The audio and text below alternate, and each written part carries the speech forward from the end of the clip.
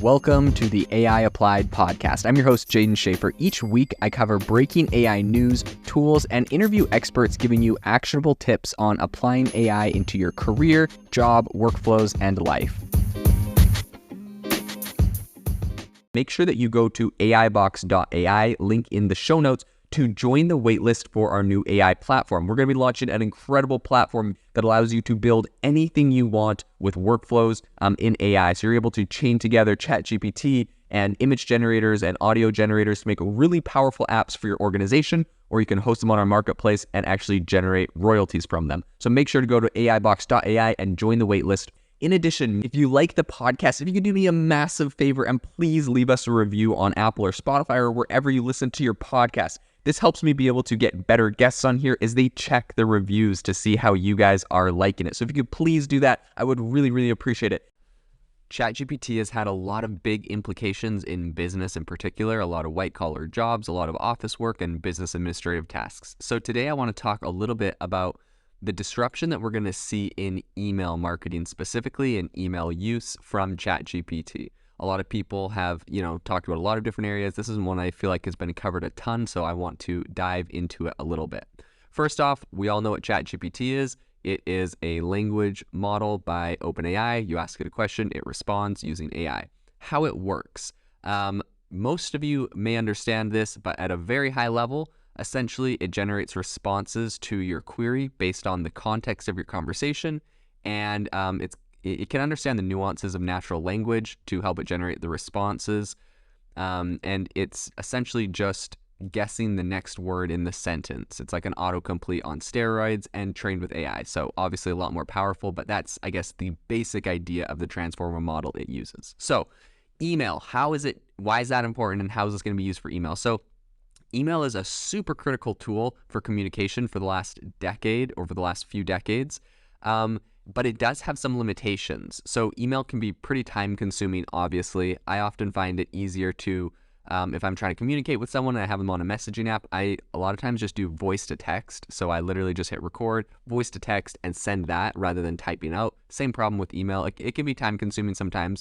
And I guess this is different for everyone, but personally I find it not as fluid and a little bit more difficult to get my thoughts out.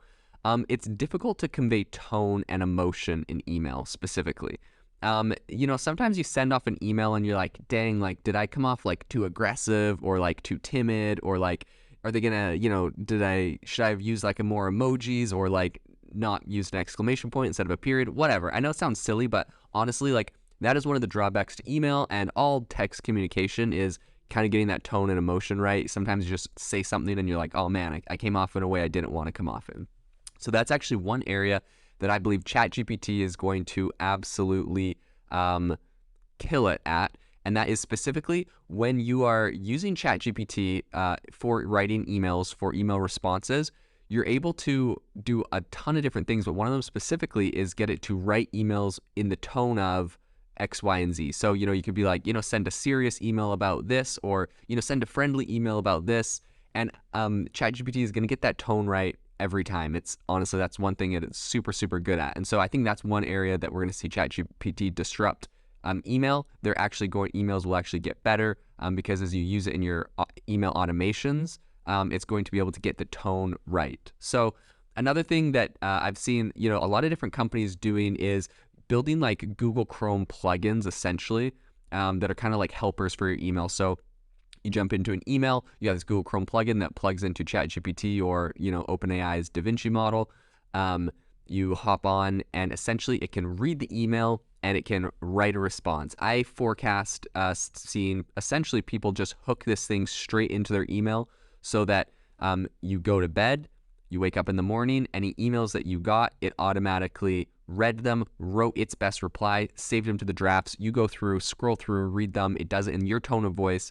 And you can just click send on any ones that you want. If you're like, oh man, it missed this little tidbit, you edit it, send it. So I honestly think that, automating all your email responses is going to be massive. And this is literally going to hit every single area of business, right? From the CEO all the way down to a new intern. They're going to be able to use these email automations and the software to completely just automate all of that communication and all of that fluff that they otherwise would have to do. So Something interesting is that I think we're gonna see soon, but I haven't seen any software specifically doing it, is sending automatic replies, right? Like in the example I just mentioned, you get it to read and write the reply and save it in your drafts so you can review it and send it. I believe people are going to get this thing hooked up to automatic replies. You can see what the drawback, what people are worried about, right? It could say anything, send an email, and it said something bad, and all of a sudden now you look ridiculous. And it's like, oh, sorry, that was just ChatGPT automatic replying. Then people are like, wait, you just used a robot to email me? And that makes you look even worse. So that one's going to be a little bit tricky, but I know people are going to hook that up. I mean, it's just the automation and the power it has to write things is so good. They're going to have to set really strict rules, I think, on what types of replies.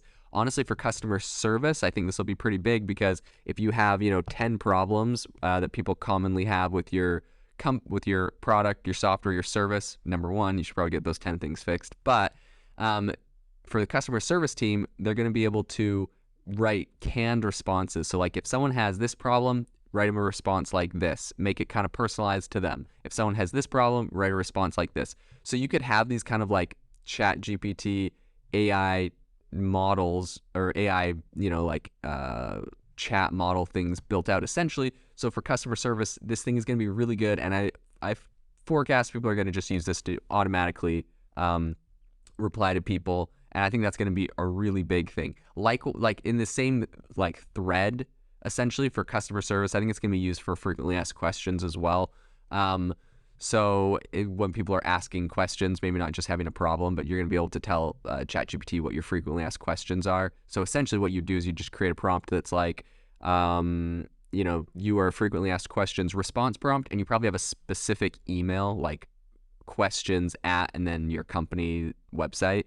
And it's like on your contact page, like have questions about our product, like email us here. And when someone sends an email there or hits a chatbot on your website, it's going to pull off this. But essentially you'd have a prompt that says, you are a question and answer prompt box.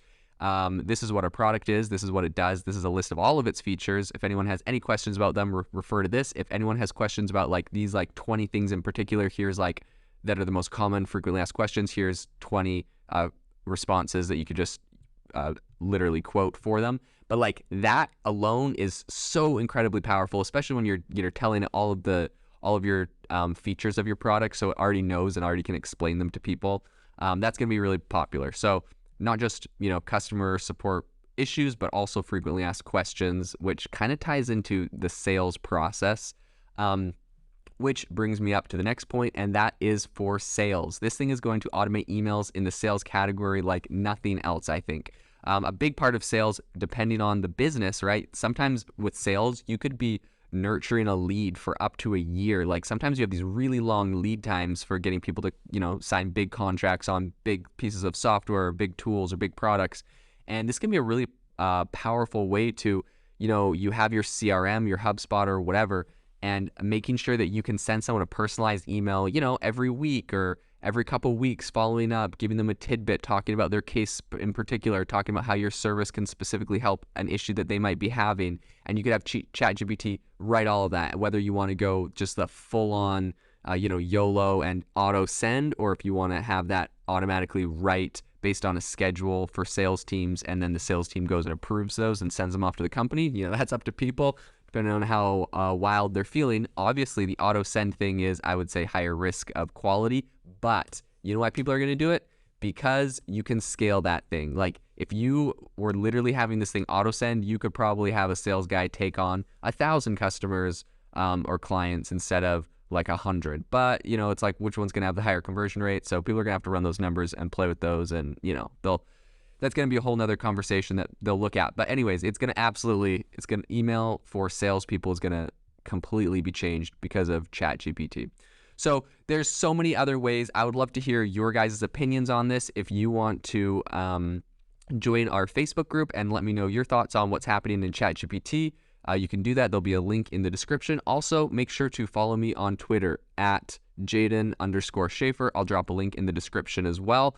If you are looking for an innovative and creative community of people using ChatGPT, you need to join our ChatGPT creators community. I'll drop a link in the description to this podcast. We'd love to see you there, where we share tips and tricks of what is working in ChatGPT. It's a lot easier than a podcast, as you can see screenshots, you can share and comment on things that are currently working. So if this sounds interesting to you, check out the link in the comment. We'd love to have you in the community.